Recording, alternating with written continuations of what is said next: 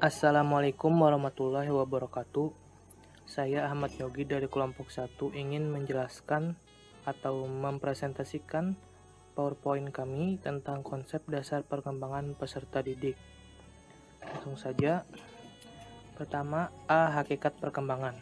Sebelum saya menjelaskan tentang perkembangan, di sini saya akan menjelaskan tentang pertumbuhan. Pertumbuhan adalah perubahan yang terjadi pada setiap manusia, terutama berkaitan dengan fisiknya. Pertumbuhan berlangsung selama masa kanak-kanak, tetapi tidak dalam kecepatan yang menetap. Kemudian kecepatannya menurun dan menjadi pesat kenaikannya pada masa adolesen dan selanjutnya berhenti. Banyak faktor yang mempengaruhi pertumbuhan dan kematangan genetika yang diturunkan sangat penting. Namun faktor lingkungan seperti nutrisi, olahraga, penyakit, dan kesehatan individu mempunyai peran juga. Kemudian saya akan menjelaskan tentang perkembangan. Menurut Santok dan Yusen pada tahun 1992, perkembangan adalah pola gerakan atau perubahan yang dimulai pada saat terjadi pembuahan dan berlangsung terus selama siklus kehidupan. Para ahli psikologi perkembangan mempelajari perubahan-perubahan perilaku yang terjadi sejak masa konsepsi sampai akhir hayat manusia. Walaupun kebanyakan di antara mereka fokus penelitiannya pada periode yang dilalui anak sampai masa adolesen. Isu-isu yang ditelaah tentang perkembangan ada 3, yakni nature and nurture, yang mempertanyakan tentang penyebab atau sumber terjadinya perubahan dalam perkembangan itu dibawa sejak lahir atau karena pengaruh lingkungan. Kemudian continuity atau discontinuity, yaitu isu yang mempertanyakan apakah pola perkembangan itu menetap, apakah karakteristik terdahulu dapat memperkirakan karakteristik berikutnya. Kemudian normatif dan ideografik, yaitu yang mempertanyakan dan membicarakan bahwa perkembangan itu didasari oleh proses internal biologis yang terjadi secara umum dan bahwa perkembangan berlangsung dari suatu langkah ke langkah berikutnya atau normatif, atau berpusat pada seorang individu yang berbeda dari anak lainnya. Baik, kemudian di sini saya akan menjelaskan tentang hukum perkembangan. Di hukum perkembangan ini sudah kami simpulkan ada 12 hukum, antara lain 1. Hukum tempo perkembangan, 2. Hukum ritme irama perkembangan, 3. Hukum konvergensi perkembangan, 4. Hukum kesatuan organ, 5. Hukum hierarki perkembangan, 6. Hukum masa peka, 7. Hukum memperkembangkan diri, 8. Hukum rekapitulasi, 9. Hukum sepaulokaudal, 10. Hukum proksimodistal, 11. Hukum masa menentang, dan 12. Hukum bertahan dan mengembangkan diri. Selanjutnya, fase-fase perkembangan. Setiap orang berkembang dengan karakteristik tersendiri. Hampir sepanjang waktu, perhatian kita tertuju pada keunikan masing-masing. Sebagai manusia, berkembang melalui tahap-tahap yang umum, misalnya mulai belajar berjalan pada usia 1 tahun, tenggelam pada permainan fantasi pada masa kanak-kanak, dan belajar mandiri pada usia remaja. Adapun fase-fase tersebut antara lain: 1.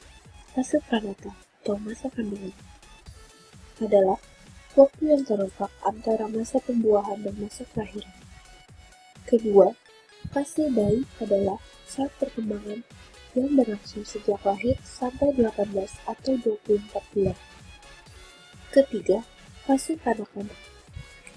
Fase perkembangan yang berlangsung sejak akhir masa bayi sampai 5 atau 6 tahun. Kadang-kadang disebut masa prasekolah. Keempat, fase kanak-kanak tengah dan akhir.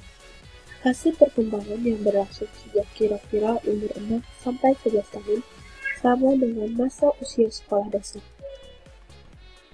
Kelima, fase remaja. Masa perkembangan yang merupakan transisi dari masa kanak-kanak ke masa dewasa awal, yang dimulai kira-kira umur 10 sampai 12 tahun dan berakhir kira-kira umur 18 sampai 22 tahun. Selanjutnya, faktor-faktor yang mempengaruhi perkembangan. Para ahli psikologi anak telah menentukan faktor-faktor apa saja yang dapat mempengaruhi perkembangan seorang anak. Berikut faktor-faktornya, antara lain: 1. Kecerdasan. Arthur Jensen, 1969 mengemukakan pendapatnya bahwa kecerdasan itu diwariskan atau diturunkan. Ia juga mengemukakan bahwa lingkungan dan budaya hanya mempunyai peranan minimal dalam kecerdasan. Kedua, temperamen. Temperamen adalah gaya perilaku karakteristik individu dalam respon. Ahli-ahli perkembangan sangat tertarik mengenai temperamen bayi. Sebagian bayi sangat aktif menggerak-gerakkan tangan, kaki, dan mulutnya dengan keras. Sebagian lagi lebih tenang. Sebagian anak menjelajahi lingkungannya dengan giat pada waktu yang lama, dan sebagian lagi tidak demikian.